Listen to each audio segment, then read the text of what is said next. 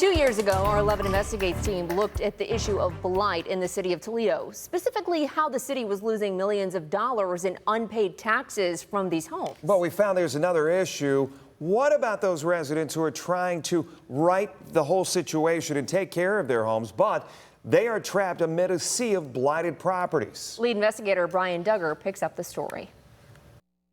They say a man's home is his castle. Put a new roof in the house. Adrian McFarland decided to work for his castle. He bought this home on Huron Street in the historic Vistula neighborhood back in 2022. The home was built in the 1800s, and through the years, it began to show its age.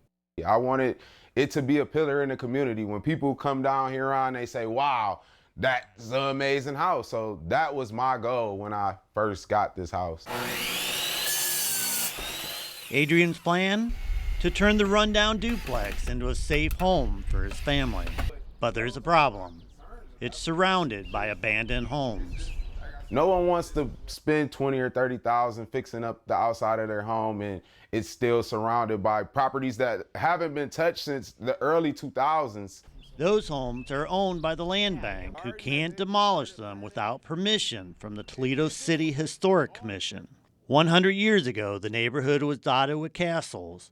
Now there are rows of crumbling structures that have lost their battles against Father Time. Kids playing with matches to even somebody just trying to have a light to have somewhere to sleep at night. If they knock that candle over, there's no distance in between these homes that everything that I'm dedicated to and been working for is just gonna go up in flames. In the Old South End, Hedges is laying the foundation for his first home on Vinton Street near the Anthony Wayne Trail.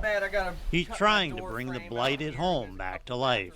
I was looking on Facebook for project houses for as cheapest of a price that I could find, and I stumbled across this thing. There was a hole in the roof when I bought it. There was a hole in the outside wall when I got it. I fixed the roof, fixed the outside walls, went around and mortared my brick foundation. He invests money and time in his property. This entire wall here was open and burnt up, kind of like brushing past the charred remnants of a house fire to get to his backyard. A lot of critters I had noticed. I had to battle with some critters. There was groundhogs. There's actually a rabbit currently under my house. He might pop out or might not. And then mosquitoes were really bad. Really, that's kind of like the biggest thing, were like the insects. It was really bad. Going in my backyard, I had to have long sleeves, long pants, otherwise getting eaten up. In October of 2022, when Jared bought the property in an online auction, he didn't know that it was next door to a home that had caught fire months earlier. That property is on the City of Toledo's demolition list, and it is scheduled to be torn down later this year. NSB Real Estate Investment Corporation Van Wart owns this property on Jervis in South Toledo. If you look down the fence line, it takes almost 4 feet of my yard. Okay. From all the weeds and that coming up. The company bought 4 homes in February of this year for $29,600. 3 of the homes, including the property on Jervis, are heavily blighted.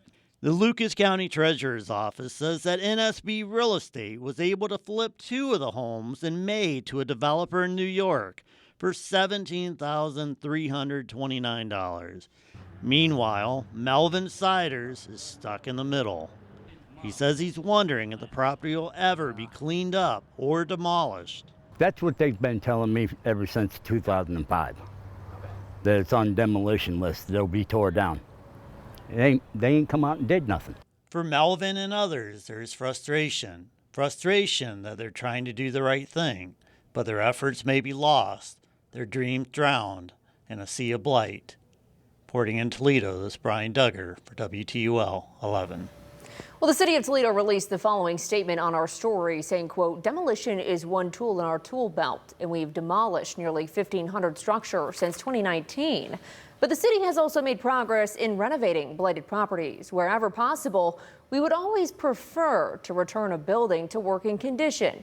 Over 30 properties originally identified for demo were instead renovated by the owners to return them to use, end quote. For more on this story, visit our website.